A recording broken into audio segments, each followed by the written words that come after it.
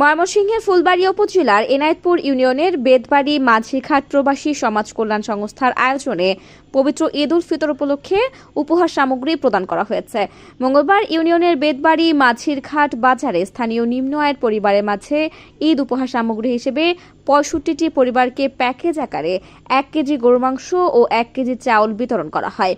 বেদবাড়ি মাঝিরঘাট প্রবাসী সমাজ কল্যাণ সংস্থার সকল সদস্যদের সার্বিক সহযোগিতায় ঈদ উপহার বিতরণ উপলক্ষে সংক্ষিপ্ত অনুষ্ঠানে দুলাল আকন্দের সভাপতিত্বে প্রধান অতিথি হিসেবে উপস্থিত ছিলেন বিশিষ্ট সমাজসেবক শফিকুল ইসলাম। এ সময় আরও উপস্থিত ছিলেন প্রবাসী আশরাফুল ইসলাম ও প্রবাসীদের অভিভাবকবৃন্দ। অনুষ্ঠান সঞ্চালনা করেন দেলোয়ার হোসেন।